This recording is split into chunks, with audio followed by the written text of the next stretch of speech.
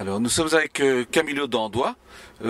Pour ceux qui n'étaient pas là, qui n'ont pas vu le match de mercredi soir à Bertry, eh bien à la 87e minute, il y a eu une sorte de petit miracle, un coup franc magistralement donné par notre joueur, et à la reprise, eh bien notre ami Ignacio Cochere, qui on peut le dire a amorti la balle de la poitrine et rentré dans c'est dire à quel point cette passe était, enfin ce coup franc était précis.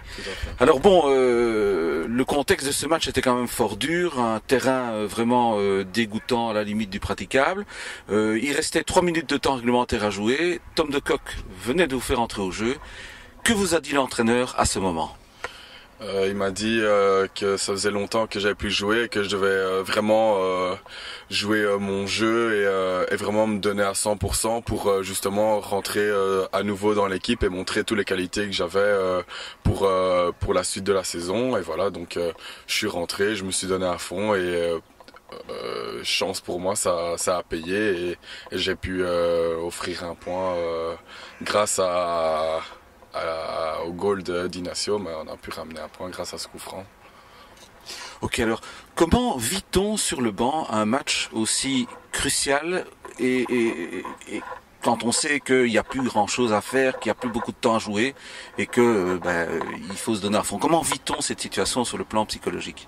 On se dit que voilà, on perd 1-0, il nous reste 10 minutes, on a plus rien à perdre, donc autant tout donner et se donner à fond jusqu'à la dernière minute. Il nous reste 10 minutes, donc vraiment prendre toutes ses chances et voilà, comme moi j'étais encore frais et j'ai eu la chance aussi d'avoir pas mal de phases arrêtées qui sont un de mes points forts et j'ai pu prouver qu'avec mes coups francs je pouvais apporter un plus à l'équipe.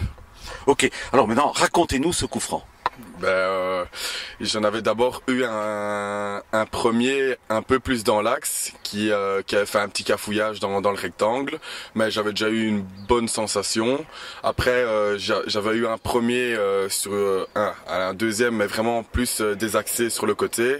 Et là c'est donc le goal de Ignacio. J'ai frappé fort vers le goal et voilà, Ignacio a su la dévier pour qu'elle rentre dedans. La question est peut-être délicate, mais le deuxième poteau était clairement visé? Oui, j'avais Ignacio qui était venu Ignacio et Esteban qui étaient venus qui me disaient que au deuxième poteau le gardien ne sortait pas et donc voilà, j'ai visé le deuxième poteau et heureusement, je le dis encore avec chance, on a réussi à égaliser à ce moment-là. Après j'ai eu encore un autre coup franc juste après qui là je pensais justement que le gardien allait anticiper le deuxième poteau et donc j'ai plus frappé vers le premier poteau, mais le gardien a réussi à la détourner. Malheureusement, on n'a pas pu mettre le 2-1. C'était donc la petite histoire d'un grand but. Merci Camillo. Merci.